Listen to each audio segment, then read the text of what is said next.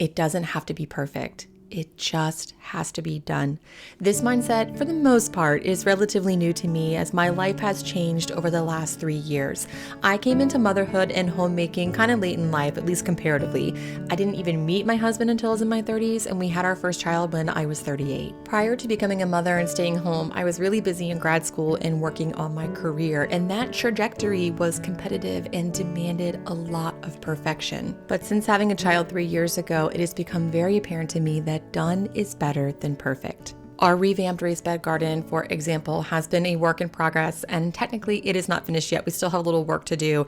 And technically these plants probably needed to be nurtured a little bit longer before I put them out. But this was a moment of now or never. If I did not get these plants in the ground now, they just weren't going to make it out there because my days have been too busy and I actually had the space to do it. One of the most challenging shifts for me has been adjusting to doing what you can when you can.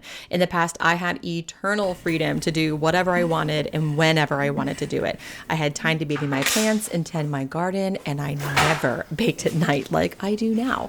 Typically, when I film for YouTube, I do it during the day because that's when the light is the best, and so it's easier for you to see what's going on. But the reality is, in my day-to-day, I do a lot in the margins of my day.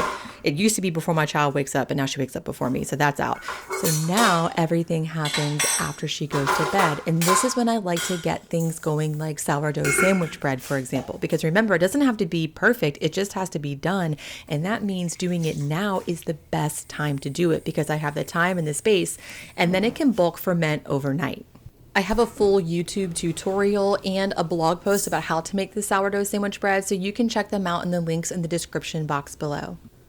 Unfortunately, this bread ended up being a fail, and I'll show you what to do with overproof sourdough later in this video.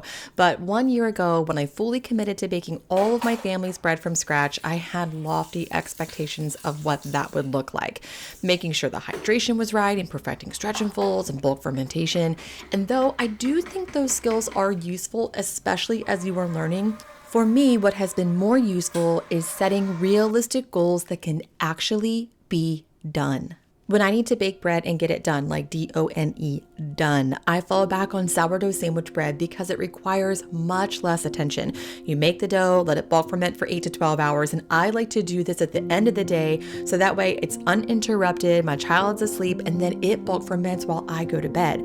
So setting realistic expectations for yourself makes these sorts of tasks an easy win. It's so easy to get wrapped up in the Instagram aesthetic of a brightly sunlit kitchen, stretching and folding beautiful sourdough in your beautiful farmhouse homestead clothes. But the reality is, a lot of times this stuff just happens at night and we pick the recipes that we need to do because we can get them done. And in my case, you're wearing the same romper that you've worn for like 2 or 3 days in a row because A, you like it, and B, that's just what's available. But before you get too wound up about the romper thing, don't worry, I have a washing machine. I do wear clean clothes. There are some days or seasons of my life where I get up and get dressed because it helps me move forward with my day, and generally that is true, but sometimes my life is just really busy, and the best I can do is get out of bed, brush my teeth, brush my hair, put on clean clothes, even if it's the same outfit that I wore just the other day, because remember, it doesn't have to be perfect, and neither do you.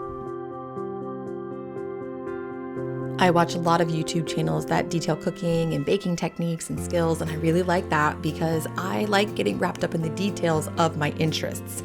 If I am invested in something, I am all in, and sometimes this is my best and my worst quality. But because of that, I can sometimes fall into the trap of not really getting things done because I'm too wrapped up in the details of how to do it. So simplifying meals, especially lately as our springtime schedules are getting busier, has been key. On this particular morning, I am simply making plain old scrambled eggs for my family for breakfast.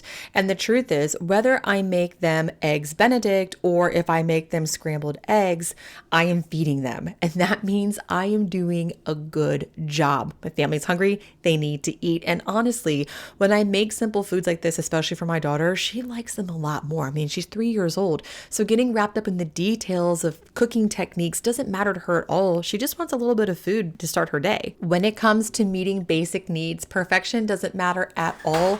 Again, it just has to be done. Okay, let's get back to this bread for a second. So it is the next day. I did put the dough in the fridge the following morning because I had some things to do. So I just didn't want it to over ferment. So I put it in the fridge and now I am taking it out and shaping it. And this is where things started to go wrong. I honestly don't really know what was wrong with this dough. I made it like I make my dough all the time, but it was really hard to shape. I couldn't get it to like hold the seams together. I don't know. The whole thing was really weird. So I just was kind of rolling with it and I put it in my proofing box like I usually do and let it sit. And then I forgot about it. We'll get back to that in a minute. Perfect is subjective. What is perfect to me might be a total nightmare or a total fail to you. But having flexibility with how we perceive and define perfection can be helpful. So this whole week was a menu of really simple meals because that's all I had time for. For lunch, I made some quick quesadillas, but each of us like our quesadillas made pretty differently. My toddler, of course, likes plain cheese. I live for quesadillas with lacto-fermented veggies, and my husband likes his with shrimp, and that's my nightmare because I hate shrimp. But it was simple and relatively uninteresting, but we each had our favorite quesadillas and everyone was really happy about it. So I don't know if this was a perfect meal. I actually burned my husband's quesadilla, sorry about that, but it was perfect in our own ways. Of course, I'm oversimplifying this with an example of quesadillas, but my point is that there isn't a one-size-fits-all when it comes to perfection because it is subjective. So the pursuit to perfection is really a losing battle. The real end goal here, again, I'm like a broken record, is to get it done. One point I want to really drive home here is that, quote, getting it done doesn't mean you have to do more. We live in a culture that problematically, very much so, values busyness. And one thing I am working on is to do what needs to be done to meet our basic needs so that I can do less work and have more fun. Now, ironically, this is actually how I forgot about the bread and my dough was overproofed, but my daughter and I took a break in the day. We had our tasks for the morning done and we went into the greenhouse and had a really great time replanting a lemon tree and just having fun in the garden. I feel like no one's saying that you have to do more, but there are all these subtle things that are happening. To be a better mom, do this. To be a better cook, do that. To be healthier, do this. And suddenly we have all these things that we can never finish to be better at our own lives. But the reality is, if we just do the things that need to be done that day, even if it's just one or two things, and then have a good time with our children or our families or have some alone time, that to me is a really perfect day.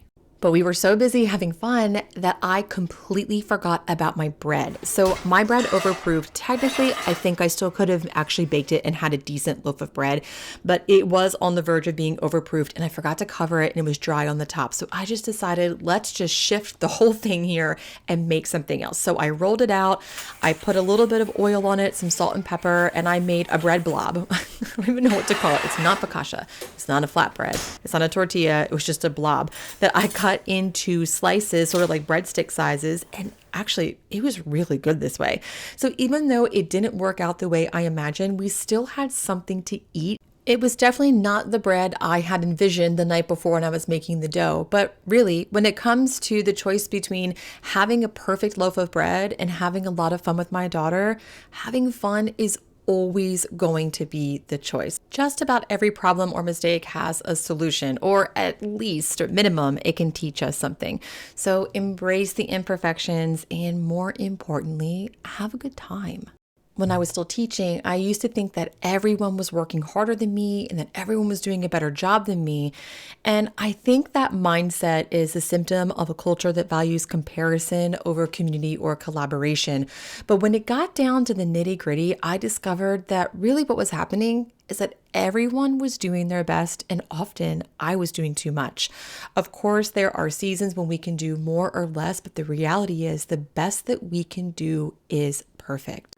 What makes motherhood and homemaking really exciting and complicated is that the needs change day to day and minute to minute and sometimes second to second. So what worked yesterday or what was the perfect solution yesterday may be totally useless tomorrow.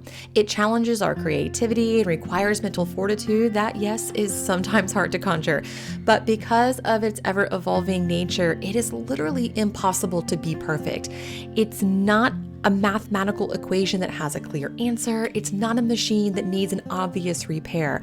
It's not the pursuit to perfect sourdough bread. We are tending a living and breathing and changing home, and we have to adapt at each step along the way. So in the end, it can't be perfect. It just has to be done.